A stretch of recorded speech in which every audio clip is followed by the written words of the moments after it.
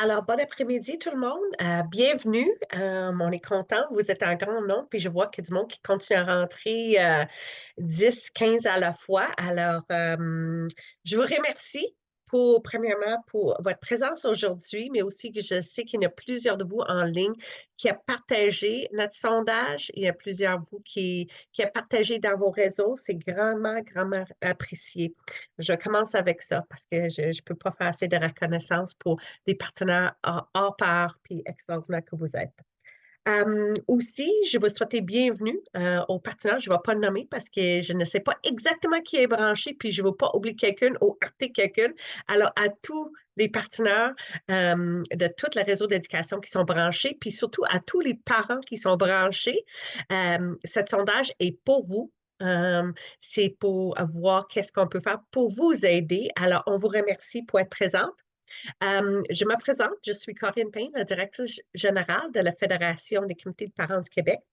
Aujourd'hui, c'est un partenariat avec EPCA, the English Parents Committee, et la présidente Catherine Karakakis est avec nous, puis aussi avec Dr. Melissa Généreux, enseignante, professeure, excuse-moi, Université de Sherbrooke, en médecine et des sciences de santé. Alors, c'était vraiment une collaboration qui a se passé pendant le temps des fêtes, peut-être trois mamans en plein milieu de grève qui a posé des questions, puis on est trois femmes qui n'attendent pas, on fonce. Alors, les petites consignes, nous sommes en webinaire. Alors, ça veut dire que vous pouvez envoyer vos questions. On va les voir nous-mêmes. Ce n'est pas tout le monde qui va les voir. On n'ouvre pas le chat. C'est vraiment une présentation. Mais inquiétez-vous pas, à la fin, on va vous donner une date pour la suite, pour faire des discussions, etc. Vraiment, c'est une présentation des résultats aujourd'hui. Puis, je pense, suite à ça, on va avoir plusieurs d'autres actions à prendre ensemble euh, pour la suite. Alors, sans retarder, je pense que j'ai remercié tout le monde, j'ai fait le bienvenu, j'ai donné les consignes, je vais garder ma job pour un autre jour. Alors, je vais passer la parole à... oh, je sais qu'est-ce que je dois faire. Mais le FCPQ, si vous ne nous connaissez pas, le FCPQ, c'est la Fédération des comités de parents du Québec. On existe depuis 50 ans. Notre mission, c'est de défendre et promouvoir des droits des parents, des élèves dans les écoles publiques. On fait toutes sortes de services. On a un service conseil. Vous pouvez appeler pour avoir l'aide avec n'importe quoi. Des fois, ce n'est pas nous qui avons des questions, mais on peut vous aider à diriger vers les bonnes ressources. Nous offre des formations. Nous représentons 90 des centres de services francophones du Québec. Alors, on prend vraiment à cœur les parents, leurs enfants, puis l'éducation au Québec. Puis je vais passer la parole à mon collègue, à mon grand ami Catherine, qu'on travaille là-dessus à plusieurs dossiers depuis les dernières 4-5 ans. Alors, je vais laisser Cathy présenter son organisation, puis après ça, c'est Dr. Généreux qui va nous faire le cadeau de tous les résultats de son sondage. Alors, je vous souhaite un bon webinaire, puis une bonne journée. So hi, I'm Catherine Korakakis, and I'm the president of the English Parents Committee Association. So EPCA is a coalition of parent committees of Quebec's English School Board, and we represent nearly 100,000 students in the Anglophone sector. We are a nonprofit association. We are funded by the Ministry of Education, and we advocate for English public education in Quebec, and we lobby for questions that concern our members. This presentation will be in French. However, I have translated the PowerPoint and I'm going to be putting it in the chat so everybody can follow along as we go along. And of course, you can ask your questions in English. All of us are bilingual. The presentation, however, will be in French. So thank you for coming. And yeah, I'm very excited for you all to hear this, our results. So thank you. And now Melissa's going to get right down to business. So, Melissa, thank you so much.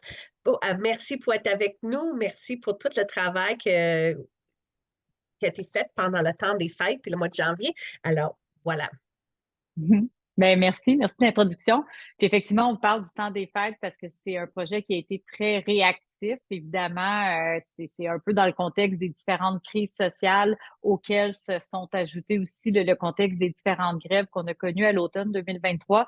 Donc, c'est vraiment dans ce contexte-là qu'on s'est mis à jaser tout ensemble et dire, il me semble que ce serait pertinent de prendre le pouls de notre population. Et cette fois-ci, pour ceux qui me connaissent un peu, j'ai déjà fait plusieurs enquêtes sur la santé psychologique des jeunes de 12 à 25 ans. Ça fait 4 ans qu'on fait ce genre d'enquête-là. Et là, on trouvait important d'élargir un peu le spectre de participants, donc donner la voix autant aux parents d'enfants au primaire et au secondaire. Et justement, on voulait entendre des parents en plus des jeunes à qui on a donné la voix dans les dernières années. Donc, c'est un petit peu avec cet état d'esprit-là qu'on a créé le sondage assez rapidement, mais je pense quand même qu'on est très, très satisfaite de ce qu'on a pu en tirer.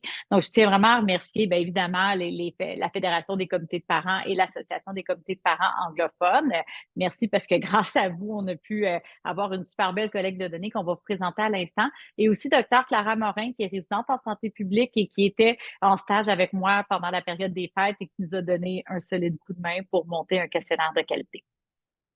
Donc, l'idée de l'enquête, puis on a trouvé ça bien drôle, bien drôle, façon de parler, mais d'avoir même une caricature à l'effigie de notre enquête là, qui a paru dans Le Soleil. Donc, on s'est permis de le partager ici.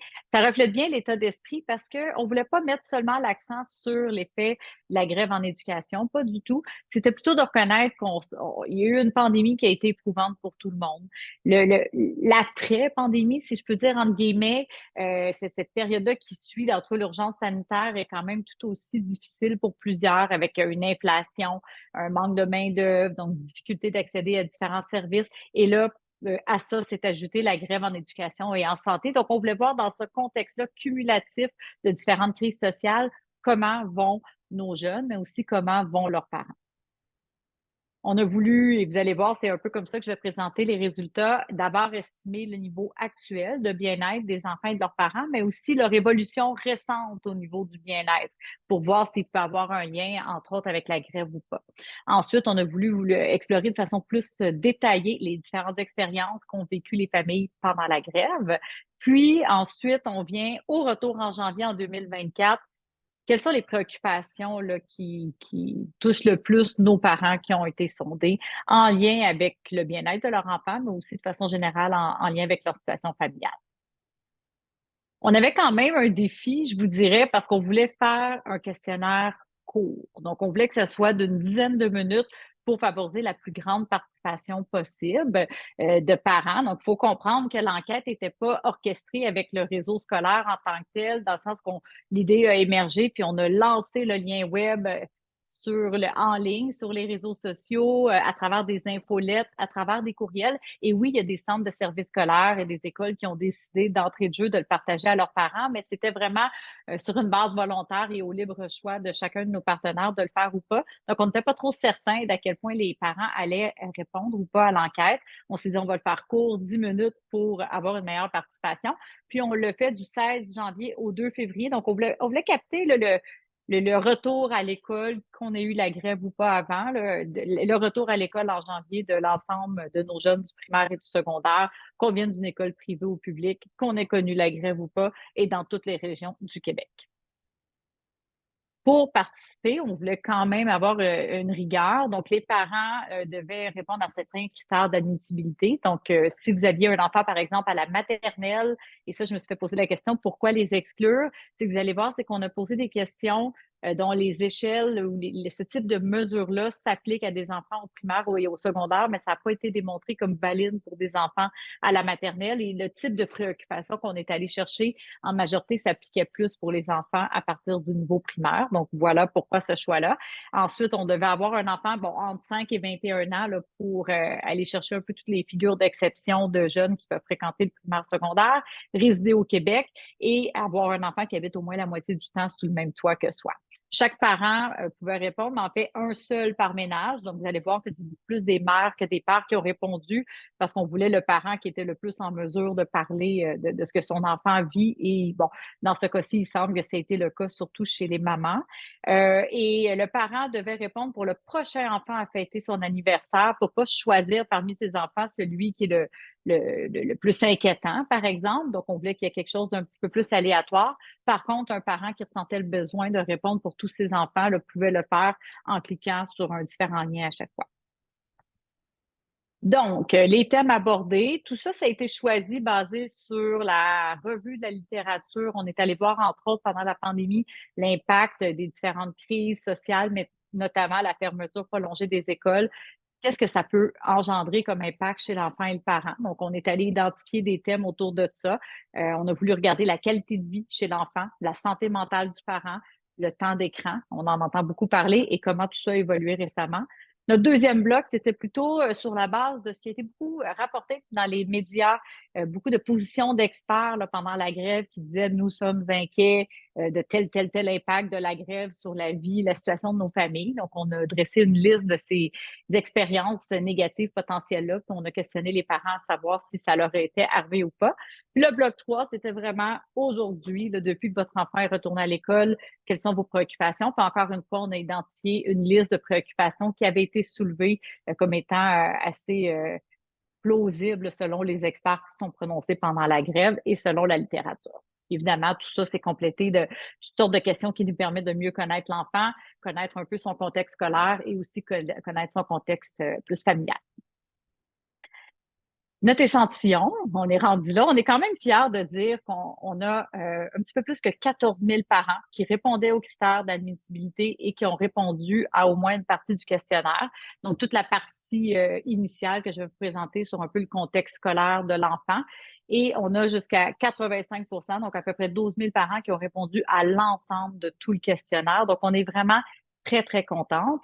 Les 5 régions qui se démarquent le plus en termes de nombre de participants, c'est Montréal, Outaouais, Montérégie, Chaudière-Appalaches et l'Estrie. Mais sinon, on a quand même une assez bonne représentativité de l'ensemble des régions du Québec. Et bon, on a un petit peu plus d'enfants qui sont au primaire qu'au secondaire, mais on a quand même une bonne répartition et grosso modo 10 qui viennent d'une école privée, ce qui ressemble quand même pas mal à ce qu'on connaît comme répartition des effectifs scolaires selon les données du ministère de l'Environnement. Donc, dans notre enquête, c'était 6 au privé au primaire et 21 au privé au secondaire. Quand je vous décris toujours l'échantillon, il y a quand même des choses intéressantes. Bon, à peu près moitié garçon, moitié fille pour les enfants dont les parents ont répondu. EHDAA, pour ceux qui connaissent moins, EHDAA, c'est un classement que les écoles vont utiliser pour parler d'enfants, le E, avec soit handicap, des difficultés d'adaptation ou difficultés d'apprentissage. Donc ça, je vais vous présenter un peu les données du ministère de l'Éducation juste après, mais quand même, dans notre enquête, c'est 31 des parents qui nous disent que leur enfant pouvait être classé EHDA quand on fournissait vraiment la définition précise de ces 3 catégories-là, le H, le DA et l'autre DA. Donc, 31 c'est beaucoup, puis ça nous a donné l'idée de vouloir dresser un petit peu plus le profil de ces enfants EHDA-là. Quand je dis, je le dis rapidement, mais qui ont la classification scolaire, là, je voudrais surtout pas qu'on ressorte avec une étiquette qu'on donne aux enfants. C'est à peu près le contraire qu'on veut passer comme message aujourd'hui. Sinon, au niveau de l'expérience vécue en lien avec la grève, ça correspond pas mal à ce qu'on a vu au Québec. Donc, 11 qui ont connu aucune grève, qui sont majoritairement, très, très majoritairement du privé, 53 Front commun et 36 FAE. Ça correspond, selon ce qu'on nous a expliqué, à peu près à la répartition qu'on a connue au Québec, comme je disais. Beaucoup de mamans ont répondu. 16 de personnes qui ont choisi de répondre en anglais au questionnaire, ce qui, encore une fois, correspond quand même à plus ou moins avec la répartition de la population anglophone au Québec. Sinon, peut-être au niveau du revenu du ménage, attirer l'attention là-dessus, le pourcentage de ménages qui ont répondu, qui ont un revenu total annuel de moins de 60 000 pour le ménage et 17 Et ça aussi, ça correspond grosso modo à ce qu'on a là, comme statistique pour décrire les ménages avec enfants au Québec. Donc, c'est toute réserve, mais on ne peut pas dire que notre échantillon est beaucoup plus favorisé ou beaucoup plus défavorisé que la population générale. Donc, en d'autres mots, on semble avoir une bonne représentativité de notre population québécoise, donc du moins des familles. Le portrait des enfants EHDA. Là, on rentre un petit peu plus dans du sérieux ici, je vous dirais, parce que au bout du compte, on n'a pas tant de données que ça sur qui sont nos enfants classés EHDA. On a quelques données que je vais vous présenter, là, comme je dis, du ministère de l'Éducation, mais ça demeure des chiffres macro là, à l'échelle du primaire, secondaire, public, privé. Là, ici, on va un petit peu plus loin. Donc, on a quand même un peu plus que 4000 enfants, près de 4500 enfants dans notre enquête qui pouvaient être classés EHDA.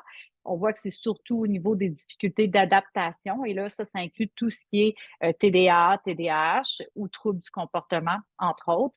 Les difficultés d'apprentissage aussi, 15 là, étaient assez fréquentes. Je l'appelle tout ce qui est dysphasie, dyscalculie, dyslexie, et quand même aussi déficience intellectuelle, déficience physique, c'est le DIDP, et TSA, troubles du spectre de l'autisme, font partie de la catégorie handicap, entre autres. Donc, ça aussi, on a quand même un pourcentage appréciable. Et la grande majorité des parents qui nous ont dit que leur enfant était classé EHDA bénéficient aussi d'un plan d'intervention à l'école, donc toujours selon ce qui est rapporté. Donc, ça, c'est cohérent avec ce qu'on connaît. C'est un peu le but d'avoir le classement EHDA dans les milieux scolaires, c'est de favoriser l'accès à un plan d'intervention. Ce qu'on sait peut-être moins à travers les données plus générales, c'est comment ça se décline selon, entre autres, le genre et le niveau scolaire. Donc, au primaire, le pourcentage de HDA est de 28 dans notre enquête, mais il monte en année. Là. Donc, en première année, c'est seulement 17 bon, seulement de guillemets, et ça monte à 33 à la 6e année. Puis au secondaire, c'est un petit peu plus stable, même que c'est un peu plus élevé en début de secondaire qu'en fin de secondaire. Mais ce que je trouve le plus intéressant, c'est la différence selon le genre. Donc, chez les jeunes filles au primaire, c'est 22 qui sont classées EHDA dans notre enquête et 30 au secondaire. Et vous voyez, chez les garçons, c'est beaucoup plus élevé. 34 parmi nos répondants au primaire, répondant les parents d'enfants garçons étaient EHDA et 42 au secondaire. Donc, vraiment, là, on voit tout de suite un écart, les garçons étant plus enclins dans notre enquête, du moins, à avoir un classement EHDA. Puis juste pour faire le corollaire avec les effectifs scolaires du ministère de l'Éducation, c'est des données qu'on peut trouver en ligne. J'ai mis l'hyparien ici pour les curieux, mais quand on fait des calculs, on arrive assez facilement au constat que parmi le 1 million d'enfants qui fréquentent le niveau primaire ou secondaire, privé ou public au Québec, on en a 25 qui sont actuellement classés EHDA, du moins selon les données les plus récentes 2022-2023. On parle quand même de 250 000 enfants. Et pourquoi j'insiste là-dessus, c'est pour montrer que dans notre enquête, on arrive à peu près là, aux mêmes proportions, un petit peu plus élevées, mais pas tant que ça. Mais surtout pour dire qu'on parle de beaucoup d'enfants. 250 000 d'enfants au Québec, c'est pas rien. Donc, quand, d'un point de vue, je dirais, même, j'ai une expertise en santé publique, c'est de dire, est-ce que ces enfants-là ont des besoins particuliers au-delà des besoins scolaires et même leur famille? Est-ce qu'elles ont des besoins particuliers ou des réalités qu'on devrait davantage tenir compte? Ça sera un petit peu la question à laquelle on va essayer de répondre dans les prochaines minutes. Donc, pour les résultats, un petit peu plus à proprement parler en lien avec le bien-être de l'enfant et du parent, on est très fiers d'avoir finalement opté pour une échelle de qualité de vie pour avoir une idée plus globale du bien-être de l'enfant. Donc, classiquement, moi, dans les autres enquêtes que j'ai faites, je mesurais beaucoup plus les symptômes d'anxiété et de dépression chez nos jeunes de 12-25 ans. Mais là, on a voulu, premièrement, pour les enfants du primaire, on voulait élargir le spectre un peu des composantes qui font qu'un enfant peut jouir d'un bien-être. Donc, on est allé avec les sphères qui touchent la qualité de vie de l'enfant. Vous voyez qu'il y a 10 sphères. Et cette mesure-là qu'on a pris, qui s'appelle le KidScreen 10, c'est une mesure qui est internationalement reconnue, recommandée. Donc, on n'a pas inventé ça de toutes pièces. C'est une mesure qui est vraiment souvent utilisée et de grande qualité. Donc, vous voyez, grosso modo, ça permet de regarder autant la sphère un peu la qualité de vie au niveau physique. Est-ce que je me sens en pleine forme? Est-ce que j'ai beaucoup d'énergie? Ensuite, au niveau psychologique, est-ce que je me sens triste? En fait, mon enfant, est-ce qu'il se sent seul? Est-ce qu'il se sent triste? Ensuite, au niveau plus social, est-ce qu'il y a beaucoup de temps libre? Qu'est-ce qu'il fait dans son temps libre? Est-ce qu'il y a du plaisir dans ce qu'il fait? Est-ce qu'il y a des bonnes relations avec ses parents, avec ses amis? Puis finalement, peut-être plus au niveau cognitif, climat d'apprentissage, est-ce que ça va bien à l'école? Est-ce qu'il est capable d'avoir une bonne attention?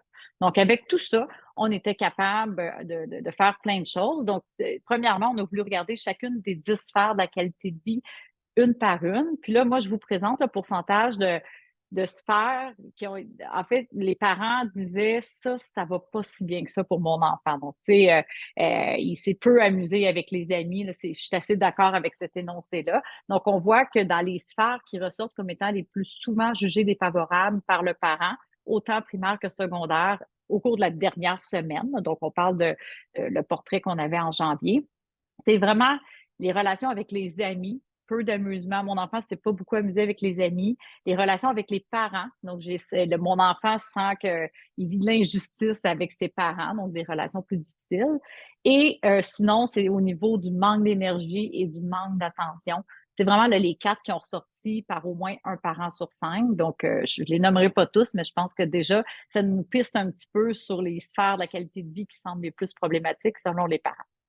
Mais là, après, ce qu'on a fait, c'est qu'on a voulu calculer un score de qualité de vie sur la base des 10 questions ou des réponses à ces questions-là. On est capable de calculer un score de 0 à 100. 0, c'est comme si l'enfant a aucune qualité de vie. 100, l'enfant a une qualité de vie hors pair. Là, le parent a répondu à la positive parfaitement à tout.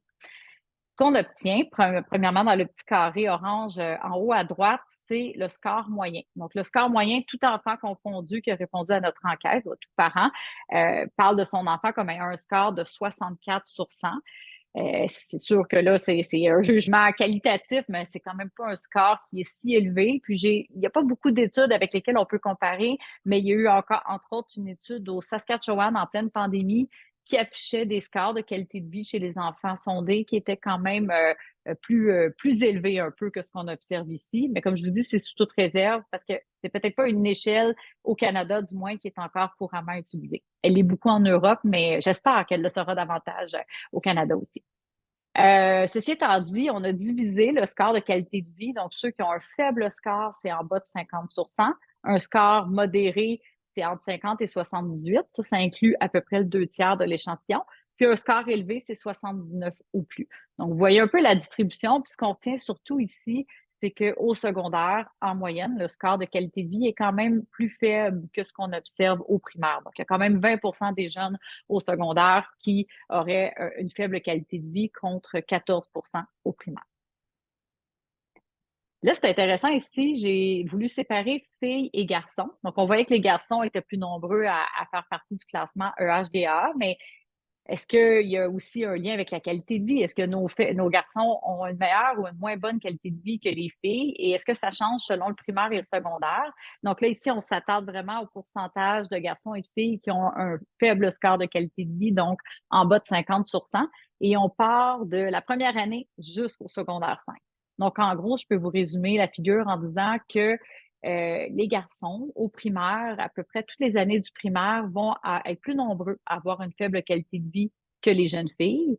Et au secondaire, le phénomène s'inverse. Les jeunes filles se mettent tranquillement à avoir un plus haut niveau, une plus grande propension à avoir un faible score de qualité de vie que les garçons. Donc, il y a vraiment une détérioration chez les jeunes filles là, du primaire au secondaire. On peut dire que ça triple entre le niveau qu'on observe, le niveau de faible qualité de vie, là, triple du primaire, première année, au secondaire 5.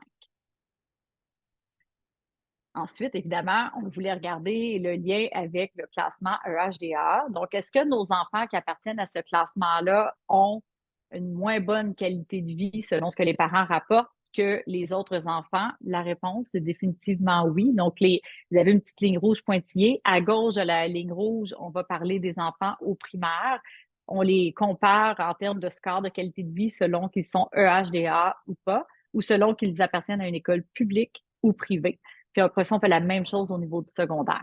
Donc, je vais mettre un peu plus l'accent sur les enfants EHDA que le fait qu'ils aillent à l'école publique ou privée aujourd'hui, mais on voit que grosso modo, le pourcentage de faible qualité de vie là, est 2-3 fois plus élevé chez nos enfants EHDA comparativement aux autres enfants. Donc, la qualité de vie semble vraiment moins élevée chez les enfants avec classement EHDA et c'est autant vrai au primaire qu'au secondaire.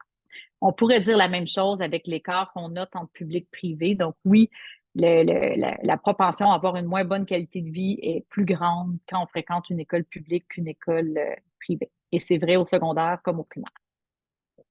Si maintenant je m'attends à la santé mentale des parents. Santé mentale des parents, on leur a demandé une question toute simple, qui est une classique là, dans les différentes enquêtes de santé.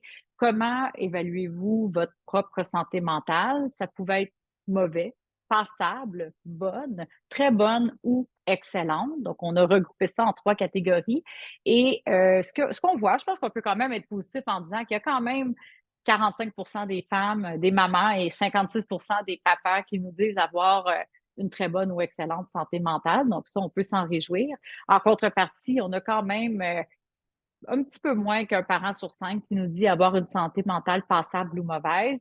C'est un petit peu plus élevé que ce qu'on voit habituellement là, dans les enquêtes de santé populationnelle. On n'a peut-être pas le profil si les gens sont parents ou pas tout le temps, mais grosso modo, on s'attend plus à quelque chose comme 10 d'adultes, femmes et hommes, qui rapportent une santé mentale passable ou mauvaise. Donc, il y a un petit quelque chose ici à surveiller.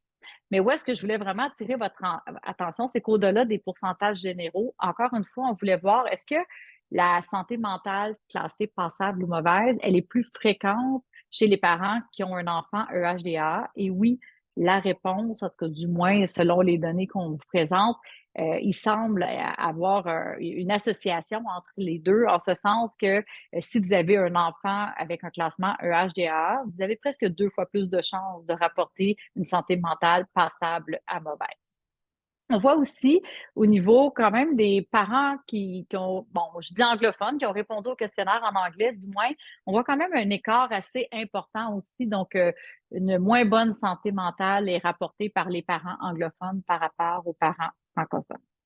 On voit aussi d'autres tendances, là, mais c'est sur celle-là que j'ai décidé. J'étais quand même à dire que les parents, on leur a demandé eux-mêmes, parmi ceux qui ont un emploi, est-ce que vous-même, votre syndicat était en grève, soit en éducation ou en santé à l'automne? Et selon qu'ils étaient ou pas en grève, vous voyez que ça semble pas avoir eu d'impact sur la santé mentale qui est rapportée par les parents en janvier 2024. Pour le temps d'écran maintenant, je vais quand même en parler pas mal parce que ça fait partie des choses qu'on a examinées, mais vous allez voir qu'il y a quand même beaucoup d'éléments qui ressortent à ce niveau-là. Premièrement, le temps d'écran, c'est un classique. On a voulu demander aux parents la semaine et la fin de semaine combien de minutes ou d'heures votre enfant regarde les écrans dans leur temps libre. Puis là, c'était toute forme d'écran, réseaux sociaux, gaming, Netflix, télévision, peu importe. Et bon, on voit que normalement, la recommandation pour les jeunes du primaire, du moins, c'est pas plus que 2 heures par jour. Donc, je me suis dit, on va regarder ceux qui dépassent cette recommandation-là de pas plus que 2 heures par jour. Et on voit que la fin de semaine au primaire, c'est quand même la norme. Là. Il y a 62 des jeunes chez qui on dépasse cette recommandation-là. Mais quand même, pendant la semaine, c'est un petit peu moins fréquent. Et on voit qu'au secondaire, ben, il n'y a plus de recommandations de nombre d'heures par semaine, par jour de visionnement d'écran dans les temps libres, mais on voit quand même que c'est vraiment la majorité des jeunes qui passent au moins 2 heures par jour dans les temps libres, autant la semaine que la fin de semaine. J'ai voulu regarder peut-être de façon un peu plus serrée ce qu'on pourrait appeler nos grands utilisateurs d'écran, donc ceux qui passent au moins 4 heures par jour dans leur temps libre devant un écran, en dehors des heures de classe. Et, bon, fort heureusement, au primaire, dans les jours de semaine, c'est quand même très rare, mais au primaire, la fin de semaine, on a déjà presque un jeune sur 5 au primaire qui passe au moins 4 heures par jour devant un écran. Et pour le secondaire, on voit que c'est encore plus important. Si je refais un peu le même graphique que tantôt pour voir l'évolution de la première année du primaire jusqu'au secondaire 5, là, les courbes ne sont pas pour les filles et les garçons parce qu'il n'y avait pas tant de différence selon les genres. Mais là, ici, les courbes, c'est plus pour regarder la courbe la semaine et la fin de semaine parce qu'évidemment, on s'attend à ce qu'il y ait plus de grands utilisateurs d'écran la fin de semaine que la semaine. Mais dans les deux cas, on voit quand même une tendance intéressante, c'est-à-dire que c'est surtout vers la fin du primaire. C'est pas juste au secondaire que ça commence, mais vers la fin du primaire, 5e, 6e année, les jeunes commencent à utiliser pas mal l'écran. Ils sont de plus en plus nombreux. À partir de 6e année, c'est au moins 3 jeunes sur 10 qui passent au moins 4 heures par jour devant un écran. Et après ça n'arrête plus au secondaire. Pour le temps d'écran la semaine, on voit que c'est plus autour du secondaire 2, 3, que vraiment au 2e cycle du secondaire là, que ça s'implante comme pratique, même la semaine.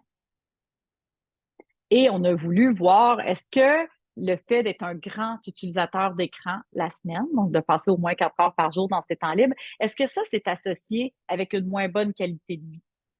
La réponse, c'est sûr que c'est pas de lien de cause à effet, mais oui, il semble avoir une association entre les deux, dans le sens que on a 2 fois plus de faible qualité de vie, avec le score là, que j'ai calculé tantôt, chez nos grands utilisateurs d'écran, comparativement à ceux qui ne sont pas des grands utilisateurs d'écran. Donc, la poule ou l'œuf, vous direz, est-ce que c'est ceux, des enfants qui ont une moins bonne qualité de vie, qui ont tendance à passer plus de temps devant l'écran, ou est-ce que c'est l'écran qui réduit la qualité de vie? On pourra en débattre, puis on n'est pas capable de faire la part des choses ici, mais les deux phénomènes sont clairement associés. Et ce qui est intéressant, quand on décortique selon les différentes sphères de la qualité de vie, on voit que où est-ce qu'il y a de plus grands écarts entre les grands utilisateurs d'écran et les moins grands utilisateurs, c'est au niveau du temps passé à s'amuser avec les amis, le manque d'énergie. Regardez, les grands utilisateurs d'écran présentent beaucoup plus de manque d'énergie que les non grands utilisateurs d'écran. L'attention aussi semble toucher. Donc, je trouve que c'est quand même intéressant là, de voir le lien entre les deux. Intéressant et préoccupant, là, évidemment. Maintenant, la question que tout le monde se pose, est-ce qu'on pense que c'est la grève qui a pu causer les résultats que je vous présente? Donc là, ici, je mets vraiment un bémol sur cette diapo-là. Je voulais vous la présenter, mais surtout l'interpréter avec justesse, parce que oui, si je vous présente la faible qualité de vie de l'enfant, la santé mentale rapportée du parent, selon la durée de grève à laquelle ils ont été exposés. Donc, il y a 3 catégories, ceux qui ont eu aucune grève, ceux qui ont eu la grève du Front commun et ceux qui ont eu la grève de la FAE, qui était plus que 20 jours consécutifs. On voit quand même ce qu'on appelle un effet de gradient. Donc oui, on pourrait dire que les enfants qui ont connu la grève de la FAE sont presque 2 fois plus nombreux à avoir une faible qualité de vie par rapport à ceux qui n'ont connu aucune grève. Un peu le même phénomène s'observe pour la santé mentale des parents. Mais ici, je veux quand même mettre 2 bémols parce qu'on vient de voir que, entre autres, le fait d'être dans une école privée ou publique, d'entrée de jeu, semble associé avec des différences au niveau de la qualité de vie de l'enfant. Donc, ces différences-là, elles existaient fort probablement en partie avant la grève. On ne pense pas que c'est des différences qui sont apparues pendant la grève et on sait que cette grève-là était dans le réseau public et non privé. Donc, vous voyez, il peut y avoir plein de facteurs qui expliquent ça, autre que uniquement la grève. Et bien sûr, quand je prends le portrait en ce moment du bien-être et de la qualité de vie, j'ai pas le portrait évolutif, qu'est-ce qui s'est passé, c'était quoi avant la grève. Donc, il faut vraiment faire attention à l'interprétation.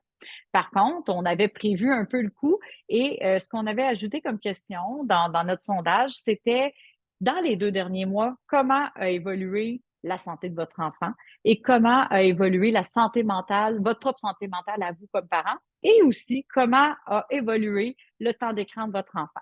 Donc, sans faire directement allusion à la grève, on comprend que dans les 2 derniers mois, ça correspondait de la mi-novembre jusqu'à la mi-janvier à peu près, parce que les parents répondaient en janvier.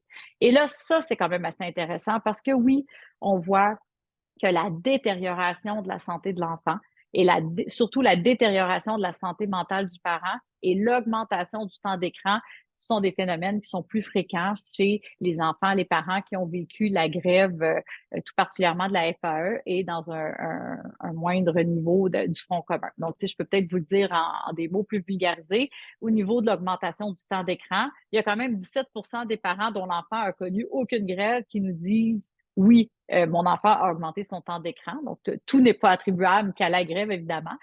28 de ceux qui ont connu le Front commun ont vu le temps d'écran de leur enfant augmenter et 59 de ceux qui ont connu la grève de la FAE. Donc, encore une fois, est-ce que c'est un lien de cause à effet? Je ne peux pas vous le dire avec certitude, mais quand même, là, ici, on voit quand même un lien un petit peu plus plausible. Et on voulait voir est-ce que nos enfants EHDA ont été plus durement touchés par la grève en termes d'évolution de leur bien-être. Ils semblent quand même avoir eu des impacts particulièrement importants. Donc, si je peux donner l'exemple de la détérioration de la santé de l'enfant, on a quand même 22 des parents qui disent que leur enfant classé EHDA a vu sa santé se détériorer lorsqu'il était dans la grève FAE. Puis 42 des parents dont l'enfant était EHDA disent aussi que leur santé mentale s'est détériorée lorsqu'ils étaient dans la grève de la FAE, puis dans une moindre mesure, un peu le même phénomène pour le Front commun. Donc, vous voyez que ça va bien un peu avec l'hypothèse qu'on posait, puisqu'on a beaucoup entendu comme préoccupation d'experts dans les médias, comme quoi le fait d'avoir déjà un enfant avec des besoins particuliers au départ, ça pouvait accentuer les impacts de différentes crises sociales, dont la grève. Donc, justement, comment on a vécu ça? Il ne me reste pas beaucoup de diapos, je ne veux pas trop vous étourdir. On a essayé d'aller à l'essentiel, mais comment ça s'est passé pour nos familles pendant la grève? On a identifié une série de 15 expériences potentielles. Puis là, je vous présente celles qui ont sorti comme étant les plus importantes en ordre décroissant. Donc, les parents nous ont dit avoir été inquiets pour leur enfant, là, une très forte proportion de parents. Bon. Ensuite, la fatigue des parents a quand même beaucoup sorti avec l'inquiétude. Ça va un peu ensemble. Et les parents nous ont parlé surtout de réduction des activités sociales et des activités physiques de leur enfant. Donc, je vous dirais que c'est ce qui est ressorti là, de façon plus forte. On va retenir qu'il y a quand même plus en bas, là, 13% des parents qui disent avoir eu besoin de recourir à des services de tutorat qui peuvent être soit payants, soit gratuits. Je mets l'accent là-dessus parce que là, je vous présente la même figure, mais cette fois-ci distingue selon que l'enfant était classé EHDA ou pas. Et première chose qu'on voit avec ce graphique-là, sans qu'on mette l'accent sur les chiffres, c'est plutôt que les familles avec enfants EHDA ont vécu plusieurs expériences négatives pendant la grève de façon plus intense que les familles sans enfants EHDA. Donc, ça, on voit la petite ligne vert pâle est toujours plus longue que la ligne vert foncé. Où est-ce qu'on voit quand même des bons impacts? C'est au niveau de la perte d'accès aux services complémentaires. Donc, on s'en doutait, les enfants classés EHDA ont souvent accès à des services complémentaires à l'école comme d'orthophonie, d'orthopédagogie, psychologie, donc des services qui ont été perdus pendant la grève. Et malheureusement, on voit qu'ils sont aussi à peu près 2 fois plus nombreux à avoir eu recours à des services de tutorat. Puis là, je ne vous montre pas tout, mais dans les détails, je peux vous dire que en termes de services payants, on a vraiment 2 fois plus de parents qui ont dû avoir recours à des services payants lorsque leur enfant était EHDA. Donc, on parle de 16% services payants pour les enfants EHDA versus 8% pour les enfants non EHDA. Vous comprenez que je fais des petites phrases courtes quand je dis ça avec un classement scolaire EHDA. Pour les préoccupations actuelles, c'est le dernier bloc. Donc, je voulais vous les séparer peut-être selon le primaire, secondaire, puis au primaire, voir est-ce qu'il y a une différence selon le genre, parce qu'il y en a une dans les faits. Elle n'est pas énorme, mais elle existe quand même. Donc, les parents sont préoccupés par différentes choses, mais je vous dirais la préoccupation numéro 1 qui ressort, là, où est-ce qu'on voit que les barres vont le plus loin dans le graphique, c'est pour le temps d'écran. Euh, Suivi de très, très, très près par les pertes d'apprentissage. Donc, le temps d'écran, je trouve ça important. Même au primaire, les parents nous disent, oui, on est préoccupés par les pertes d'apprentissage, la motivation à l'école, la baisse des notes, le bien-être psychologique quand même qui ressort, mais le temps d'écran préoccupe vraiment un petit peu plus que la moitié, même pas loin de 6 parents sur 10 dans notre échantillon. Et on voit aussi que les niveaux de préoccupation sont toujours un petit peu plus élevés chez les parents d'enfants garçons que d'enfants filles. Si je vais au secondaire, on est quand même dans des constats assez similaires, je vous dirais. Donc, toujours des préoccupations un peu plus élevées chez les parents dont l'enfant est un garçon versus fille, mis à part le bien-être psychologique là, où les filles dépassent un petit peu les garçons et l'anxiété sociale aussi, les filles dépassent un peu les garçons. Mais pour le temps d'écran, là, on est rendu aux 2 tiers des parents qui nous disent qu'ils ont une préoccupation pour le temps d'écran de leur enfant au secondaire. C'est majeur. Sinon, pour les garçons, je trouve que la motivation à l'école, on a quand même presque 6 parents sur 10 qui nous disent être préoccupés pour la motivation de leur garçon à l'école.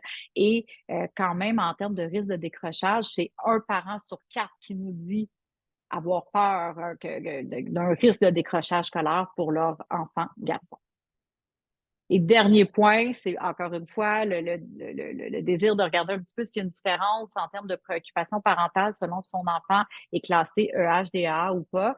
Je pense que le graphique parle de lui-même. Donc, à peu près en tout point, les préoccupations sont plus grandes lorsque l'enfant a un classement EHDA. Et là, clairement, que tout ce qui est du niveau, je vous dirais, scolaire. Donc, les parents sont inquiets, oui, pour les pertes d'apprentissage, mais beaucoup pour la baisse de notes, le risque que leur enfant échoue leur année scolaire ou le risque de décrochage scolaire. Donc là, ici, j'avais jumelé autant le secondaire que primaire, mais il y a vraiment des préoccupations importantes de la part des parents à cet égard-là.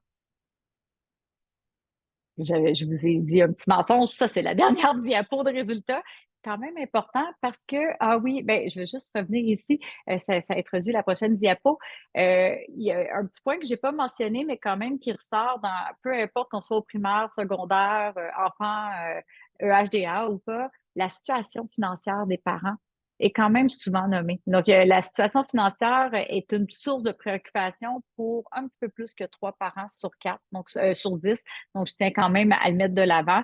C'est un peu plus présent chez les parents d'enfants EHDA, mais de façon générale, on le voyait dans tous nos graphiques. Et ça m'amène un peu aussi, ben, je vais faire le lien avec les crises sociales en général et pas seulement la grève. Donc, euh, à la question au cours des 30 derniers jours, avez-vous eu peur de manquer de nourriture avant la prochaine entrée d'argent? Ça, c'est une question qu'on utilise dans certaines enquêtes sur la sécurité alimentaire. Donc, on n'est pas dans une forme d'insécurité alimentaire à proprement parler, mais dans une crainte d'insécurité alimentaire. Et vous voyez que grosso modo, dans l'ensemble de nos 14 000 parents, ou en tout cas, du moins ceux qui sont rendus jusque-là dans le questionnaire, on a 19 parents. Donc, 19 c'est à peu près un parent sur 5 qui nous dit avoir eu peur de manquer de nourriture avant la prochaine entrée d'argent dans le dernier mois. C'est quand même beaucoup. Et encore une fois, on voit que la proportion de parents qui ont cette inquiétude-là est les plus importante chez nos parents qui ont un enfant EHDAA. Et on voit aussi des écarts assez importants au niveau, selon la langue parlée à la maison. Pour ne nommer que ceux-ci, là, toujours un peu aussi dérangeant de voir que les mères sont plus nombreuses à avoir eu peur de manquer de nourriture que les pères, que les familles monoparentales, les familles à faible revenu. Donc, j'ai plusieurs constats ici quand même assez intéressants. Donc, si j'essaie de faire un petit résumé de tout ça, ben, ça fait quand même beaucoup de contenu. C'est un peu subjectif. Moi, ce que j'ai retenu, mais il y aurait plein d'autres choses qu'on pourrait mettre de l'avant. Je pense que la première chose de dire, le fait qu'il y a 14 000 parents là, qui ont participé, pour moi, c'est un résultat en soi. Ça témoigne de l'intérêt qu'ont les parents de vouloir être entendus, de vouloir s'exprimer, faire partie de la discussion. En matière de qualité de vie, on retient que c'est super pertinent d'utiliser la qualité de vie comme une échelle un petit peu plus large que juste regarder la santé psychologique. On a vu que quand on regarde tout ça, les principaux défis, c'est plus en lien avec les relations amicales et parentales. Il y a des difficultés à ce niveau-là, le manque d'énergie, le manque d'attention de plusieurs enfants. Ça affecte leur qualité de vie. Au primaire, on se rappelle que la qualité de vie des garçons est un peu plus faible que celle des filles et qu'au secondaire, ben, la qualité de vie des filles se détériore quand même de manière importante. Donc, elle devient plus problématique que celle des garçons. On a vu que la présence d'enfants classés EHDA est rapportée quand même chez 31 de notre échantillon, donc 3 enfants sur 10. Elle est rapportée plus souvent chez les garçons que chez les filles et plus souvent au secondaire qu'au primaire. On a vu que ces enfants-là et leurs familles vivent plusieurs défis. Par exemple, 2-3 fois plus enclins à rapporter une faible qualité de vie chez les enfants qui sont classés EHDA. C'est quand même pas rien là, comme écart. On a vu que près d'un parent sur 5 rapporte que sa propre santé mentale est passable à mauvaise. Et on a vu que ça, c'était plus marqué aussi chez les parents d'enfants EHDA. On a vu qu'un parent sur 5, au-delà de la santé mentale, craint l'insécurité alimentaire et qu'un sur 3 est préoccupé par ses finances. Donc, ça aussi, ça joue définitivement là, dans le poids, le fardeau que porte un parent. On a vu que le temps d'écran augmente de manière importante à partir de la fin du primaire et se poursuit tout au long du secondaire et que le fait de passer plus de 4 heures par jour devant un écran la semaine, ça semble affecter la qualité de vie de l'enfant, surtout au niveau de son énergie ou du fait qu'il s'amuse ou pas avec d'autres amis. Donc, une forme un peu d'isolement social qui se crée. Le temps d'écran, c'est définitivement la préoccupation numéro 1 des parents, au secondaire encore plus qu'au primaire, mais c'est aussi suivi quand même de très près par les pertes d'apprentissage et la motivation scolaire, surtout des garçons. On a vu que la grève, ben oui, ça semble, selon les données associées à une certaine diminution de la santé mentale des parents et surtout une augmentation du temps d'écran des enfants. Je veux quand même remettre les choses en perspective. On est super contents. C'est une enquête unique en son genre. Comme je vous dis, c'est un peu magique ce qui s'est passé parce qu'on n'avait pas trop d'attentes. On aurait pu avoir un échantillon beaucoup plus petit. Puis là, pouf, 14 000 parents en 10 jours ont répondu. C'est extraordinaire. Et en plus, on a la chance que l'échantillon était quand même assez représentatif de ce qu'on connaît par ailleurs là, de la population de parents au Québec. On avait des enfants du primaire, secondaire. On avait des questions autant sur le bien-être des enfants que celui des parents. Donc, je trouve que c'est quand même assez englobant comme enquête avec des thèmes très, très adaptés là, au contexte actuel. Donc, ça, c'est un peu les formes, vous comprenez. Par contre, il faut retenir que c'est un échantillon de convenance. Donc, on n'a pas un échantillon aléatoire là, des parents. Il y a toujours une possibilité que certains s'entraînent certains biais, certains types de parents ont peut-être été plus enclins à répondre que d'autres, peut-être des parents plus inquiets, par exemple. C'est sûr que pour ce qui est de la qualité de vie de l'enfant, on passe par le proxy du parent, donc la perception du parent vient nous donner les données plutôt que celles de l'enfant. Je tiens à dire que d'utiliser les parents pour mesurer la qualité de vie avec l'échelle qu'on a utilisée, c'est quelque chose là, qui est validé et reconnu dans la littérature. Donc, c'est pas une erreur méthodologique, mais il faut quand même garder en perspective que c'est pas directement la voix de l'enfant qu'on a entendu ici. Et comme je l'ai dit à plusieurs reprises, le lien de cause à effet, surtout entre la grève et ce qu'on observe, il est difficile à établir. On peut tout au plus le faire des associations, comme j'ai mentionné pendant la présentation. Pour terminer, puis ça, c'est vraiment, j'aurais pu marquer piste de solution à explorer. Qui suis-je pour dire, tu sais, je pense que c'est une histoire de groupe, tout le monde ensemble, puis on va d'ailleurs revenir là-dessus après. On va vouloir vous entendre dans les prochaines semaines à ce sujet-là. Mais si je fais un survol, je suis souvent sur le terrain, puis il y a des intervenants, je m'étais dit, j'allais le dire, mais de la MRC de Quaticook avec qui j'ai eu la chance d'échanger la semaine passée, entre autres, il y avait un beau remue-ménage, puis plein de belles idées ont ressorti en lien avec ce genre de poste-là préoccupant. Donc, définitivement, il faut poursuivre le dialogue avec les parents. Les parents ont bien répondu à l'appel, mais on veut continuer de les impliquer. Il y a beaucoup ressorti que si on veut avoir moins d'écran, si on veut moins d'isolement de nos jeunes, meilleure qualité de vie, on doit se donner plus de temps libre, puis du temps libre de qualité, sans écran, en famille. On doit davantage miser sur la connexion sociale, peut-être faire valoriser davantage ce qui peut se faire dans la communauté, des activités spontanées, simples pour tout le monde, inclusives.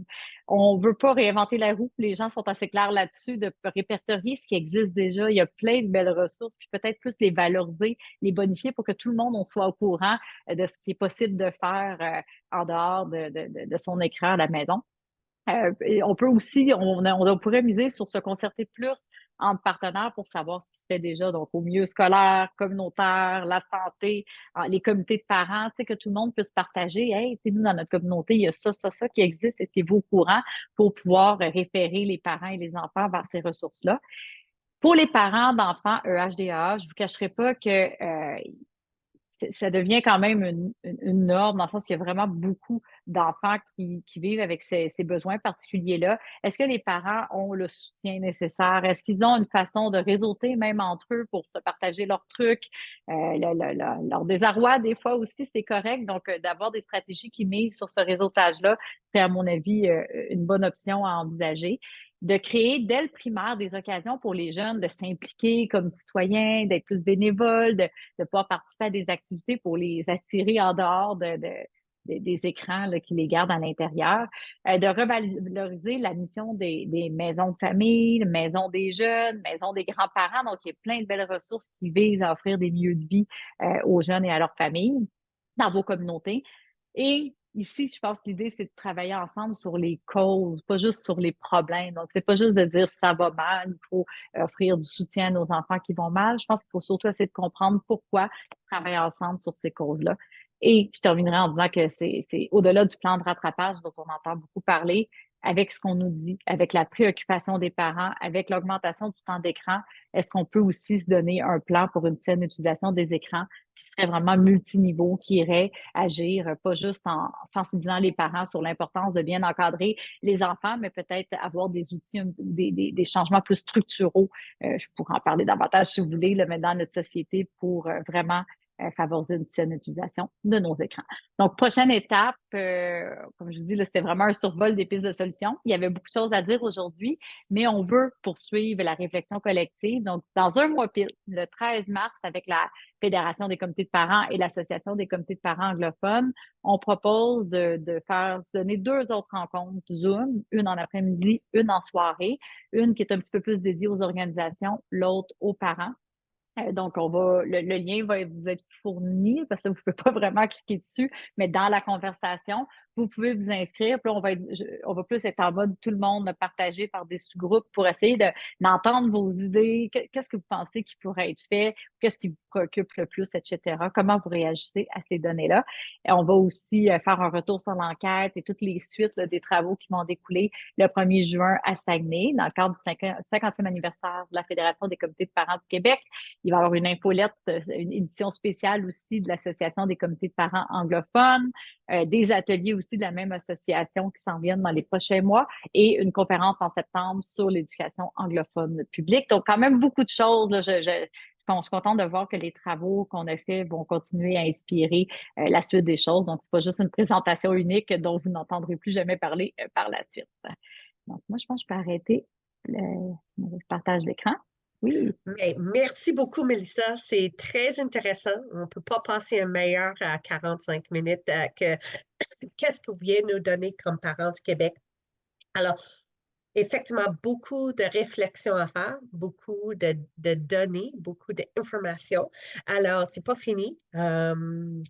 Pour du monde qui me connaît, tu sais que je ne lâche jamais. On va continuer, on va prendre ces informations-là, puis on va faire des choses avec. Alors, Mélissa, à vous partager, on va appeler ça comme plus des groupes de discussion. Ça ne va être pas une présentation la prochaine fois, ça va être pour discuter.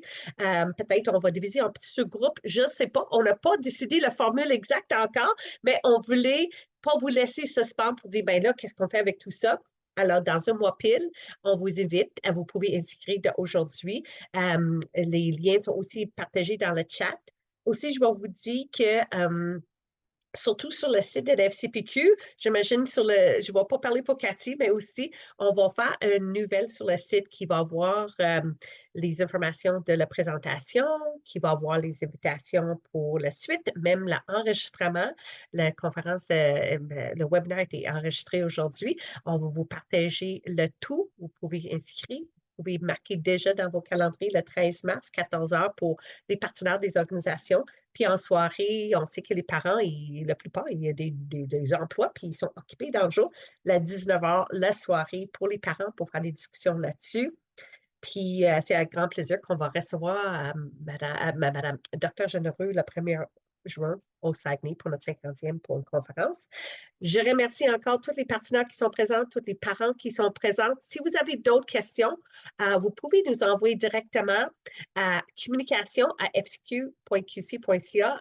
On va vous répondre à vos questions et ou diriger vers la bonne personne pour vous répondre aux besoins. Merci encore, Mélissa. C'était un grand plaisir de travailler ensemble. Catherine, toujours. Merci à tout le monde. Puis je vais passer la parole à Catherine pour le dernier petit mot de remerciement. Bonne journée tout le monde.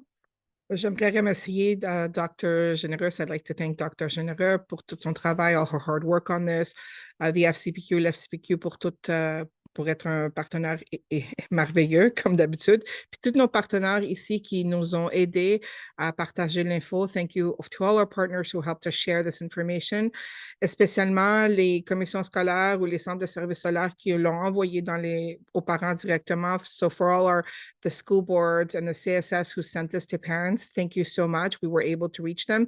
Puis évidemment, à tous les parents qui ont pris le temps à remplir ce formulaire. To all the parents who took the time to fill out the survey, it's your voice that we are sharing. And it's important that you share your voice. And we are going to do other things, like comme que Corinne a dit, on va faire d'autres choses. J'aimerais vraiment prendre le temps à remercier les parents qui ont pris le temps, leurs 10 minutes pour nous dire qu'est-ce qui se passe.